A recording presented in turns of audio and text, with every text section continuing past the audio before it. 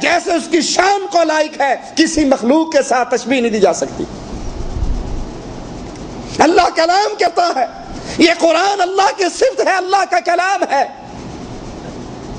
یہ تمام اسماء و صفات اللہ کی ویسے ہی ماننا واجب ہے جس طرح آ گئی، جس طرح علم دے دیا گیا۔ دوسری قسم، اللہ کے مبارک نام ہے، اللہ کے پیارے نام ہے۔ مشرکین ان ناموں کے اندر سے اپنے جھوٹے الہوں کا نام نکالتے ہیں، اس لیے اللہ عز و جل فرماتا ہے وَلِلَّهِ الْأَسْمَاءُ الْحُسْنَى فَادْعُوهُ بِهَا وَذَرُوا الَّذِينَ يُلْحِدُونَ فِي أَسْمَائِهِ سَيُجْزَوْنَ مَا كَانُوا يَعْمَلُونَ۔ اللہ کے پیارے پیارے نام ہیں، اللہ کو ان ناموں کے ساتھ پکارو اور ان لوگوں کو چھوڑ دو جو اللہ کے ناموں میں الحاد پیدا کرتے ہیں، ان قریب وہ اپنے کرتوتوں کا بدلہ پا لیں گے۔ اللہ کے ناموں میں الحاد سے مراد شرک ہے، جس کی ایک صورت اللہ کے نام الالہ، مشرکین نے الالہ نام میں سے اپنے بزرگ کا نام اللات نکالا، جیسے اللہ الالہ ہے یہ اللات ہے۔ اسی طرح اللہ کا نام العزیز، اس میں سے مشرکین نے العزا نکالا۔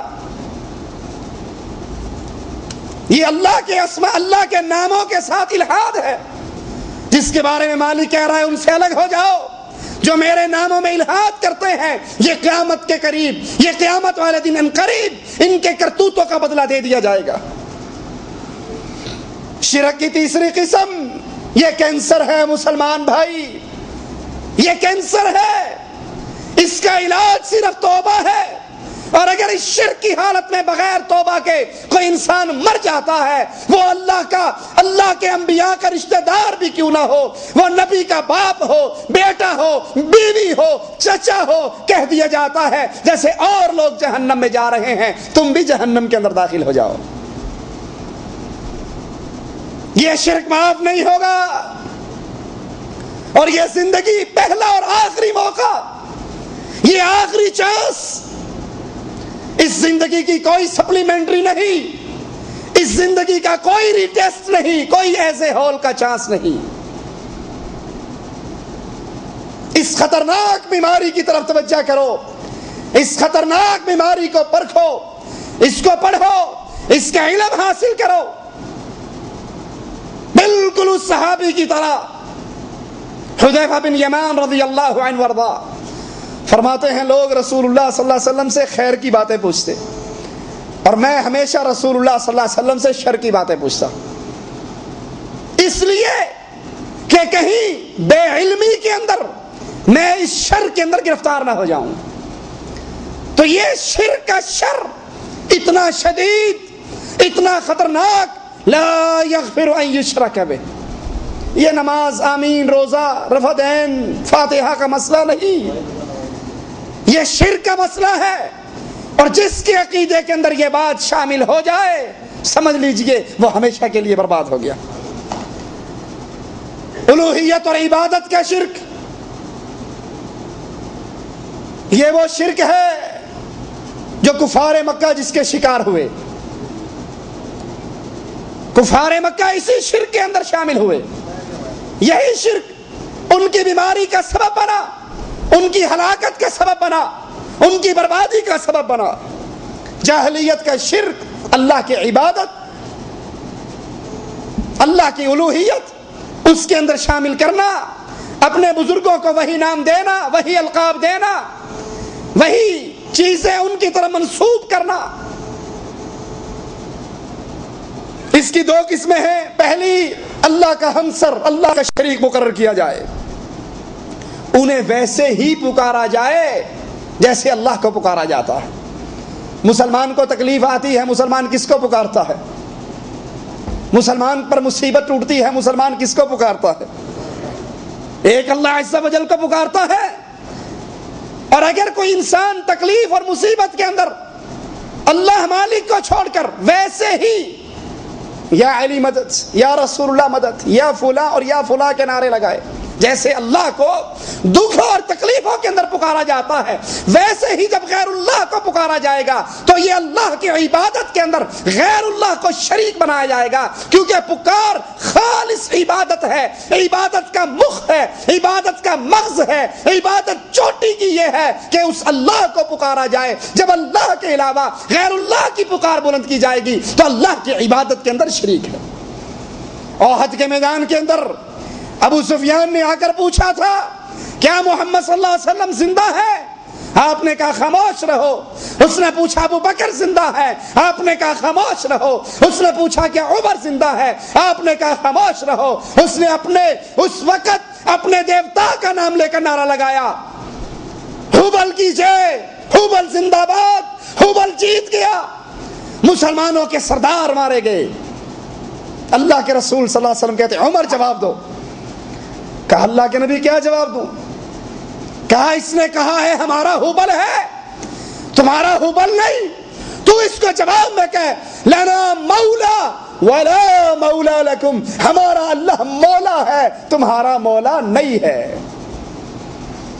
جنگوں کے اندر، تکلیفوں کے اندر، کشتی بھور میں پھنس جائے، بچہ بیمار ہو جائے، کسی پہ مقدمہ ہو جائے، کوئی کسی کیس میں پھنس جائے، اس موقع پر غیروں کے نام کی پکار بلند کرنا غیروں کی عبادت ہے، اور یا اللہ مدد کہنا اللہ کی عبادت ہے۔ یہی شرک کفار مکہ کیا کرتے تھے، اور یہی شرک آج ہماری گلیوں میں ہوتا ہے۔ بالکل وہی ماحول ہے۔ وہ کہتے تھے یا حبل مدد، یا عزا مدد، اور ہم کیا کہتے ہیں؟ میرے علی مشکل کشا میری کشتی پار لگا دینا، یاری اڑیا پار لائیں، حق باؤ چک باؤ، کبھی کسی کو کبھی کسی کو کبھی کسی کو۔ اللہ کی پکار اللہ کی عبادت، غیر اللہ کی پکار غیر اللہ کی عبادت۔ اللہ سے امید کرنا، اللہ پر بھروسے کرنا اللہ کی عبادت۔ اور طوطے شاہ کے دربار سے مٹی لا کر بیٹے کو چٹا دینا کہ یہ بولتا نہیں، اب طوطے شاہ کے دربار سے مٹی چٹائی ہے اب بولنے لگ جائے گا، پکی امید ہے۔ تو جو اللہ پر امید کرے وہ اللہ کی عبادت کرتا ہے، اور جو بابا دھنکے شاہ سے ڈنڈے کھانے کے بعد امید کرے کہ اس دفعہ بے نظیر کو تھوڑے لگے ہیں اور میاں نواز شریف کو زیادہ لگے ہیں تو حکومت میری پکی ہے، یہ امید بابا دھنکے کے ڈنڈے پر کر رہا ہے، یہ اس کی عبادت کر رہا ہے، کیونکہ امید کرنا عبادت ہے صرف خالص اللہ کی۔ محبت کرنا عبادت ہے، اللہ سے محبت خالص، اور جب اللہ کی طرح غیر اللہ سے محبت کی جائے تو یہ غیر اللہ کی عبادت ہے۔ خوف عبادت ہے، ڈر عبادت ہے۔ اگر یہ خوف اور ڈر خالص اللہ کا ہے کہ اللہ جب چاہے جہاں چاہے جس کو چاہے پکڑ لے، یہ خالص اللہ ہے، اللہ کے علاوہ اور کوئی نہیں، جو جاتی ہوئی گاڑی کو الٹا کر دے، جو کسی کی بھینس کو مار دے، جو کسی کی گود سے بچہ چھین لے، اور کوئی نہیں، خالص اللہ۔ لیکن اگر کوئی یہی ڈر غیر اللہ کا رکھے کہ آج صبح نکلتے ہوئے میں نے بابے کے غلے کے اندر، بابے کے صندوقچے کے اندر نذرانہ نہیں ڈالا، خیر نہیں، ڈر رہا ہوں کہیں گاڑی الٹی نہ کر دے، تو پھر یہ ڈر اللہ کی عبادت سے ہٹ کر اس بابے کی عبادت بن جائے گا۔ اس مہینے میں نے 11ویں کا دودھ نہیں دیا، اب ڈرتا ہوں میرا جانور مار دیا جائے گا، تو یہ اللہ سے خوف تھا۔ اللہ یہ کام کر سکتا ہے، موت و حیات کا مالک، نقصان اور نفع کا مالک۔ اگر میں نے غیر اللہ کو سمجھا تو میں اس کی عبادت کر رہا ہوں۔ یہی کفار مکہ کیا کرتے تھے، یہی عقیدے، یہی عبادت کا شرک ان کفار مکہ میں تھا، اور قرآن بے بہا مقامات پر اس کا رد کرتا ہے۔ وَاعْبُدُوا اللَّهَ، عبادت خالص اللہ کی، قیام عبادت، رکوع عبادت، سجدہ عبادت، نظر عبادت، نیاز عبادت، محبت عبادت، خوف عبادت، توکل عبادت، امید عبادت، قسم عبادت، ذبح عبادت، مال کی تقسیم عبادت، کسی کے قانون کو نافذ کرنا عبادت، کسی کو قانون ساز سمجھنا عبادت، اللہ کا قانون، اللہ کا نظام، اللہ کے بندوں پر نافذ کرنا اللہ کی عبادت۔ وَاعْبُدُوا اللَّهَ، عبادت صرف اللہ کی کرو۔ وَلَا تُشْرِكُوا بِهِ شَيْئًا، اس کی عبادت میں جیسے اللہ کے سامنے سجدہ ریز ہو، کسی دھرتی پہ، کسی در پہ، کسی درگاہ پہ، کسی قبے پہ، کسی دہلیز پہ، کسی بابے پہ کبھی تم جا کے اپنی اس سر کو نہ جھکاؤ، کیونکہ اس کو جھکانا صرف اللہ کی عبادت ہے۔ وَلَا تُشْرِكُوا بِهِ شَيْئًا، تم نے بیت اللہ کا حج کیا، طواف بیت اللہ کا، عبادت اللہ کی، اب کسی قبر کے چکر نہ لگانا۔ تم نے زمزم پیا، تبرک، اس میں شفا اللہ کی طرف سے، اب کسی بابے کی قبر پہ مٹی نہ چاٹنا، کسی کے کے گلاب کے دھون کو نہ پینا۔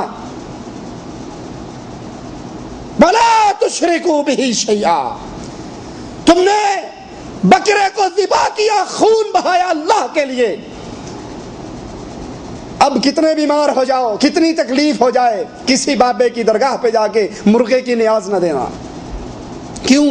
یہ اللہ کی عبادت میں غیر اللہ کو شریک کر رہا، اور یہ کام اتنا بڑا، یہ کام اتنا اہم، یہ ڈیوٹی اتنی عظیم۔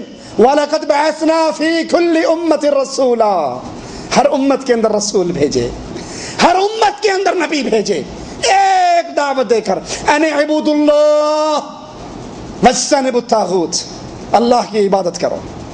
یہاں پر بریک نہیں لگی، خاموشی نہیں ہوئی کہ بس اللہ کی عبادت، اور جو کوئی کچھ اور کر رہا ہے اپنے مذہب کو نہ چھوڑو، غیر کے مذہب کو نہ چھیڑو، بس آپ اللہ کی عبادت کرتے رہو۔ کوئی قبر پوج رہا ہے تو پوجنے دو، کوئی گھوڑا نکال رہا ہے محرم میں تو نکالنے دو، کوئی شرک کر رہا ہے تو کرنے دو، آپ کو کیا لگا؟ نہیں، ہر نبی کی ڈیوٹی سنیے۔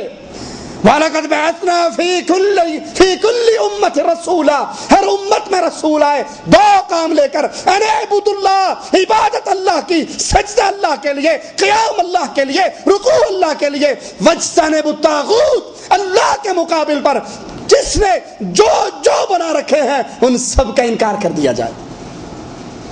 اللہ غریب نواز کے مقابلے پر چشتی غریب نواز، معین الدین غریب نواز، عصر کے بعد ہی میں کیسٹ دیکھ رہا تھا، اس میں ایک انڈیا کا قوال معین الدین چشتی کے دربار پہ بیٹھا ہوا قوالی گا رہا، یہاں خواجہ کا سکہ چلتا ہے، سارا زمانہ اسی کے رزق سے پلتا ہے، یہاں خواجہ کا سکہ چلتا ہے۔ یہ عبادت ہے خواجہ کی، اس سے رزق کا سوال، اس کی حکومت کا سکہ چلانا، یہ عبادت ہے خواجہ کی۔ یہ کہنے والا اللہ کی عبادت نہیں کر رہا، اور نبی صرف اللہ کی عبادت کی دعوت دینے نہیں آئے۔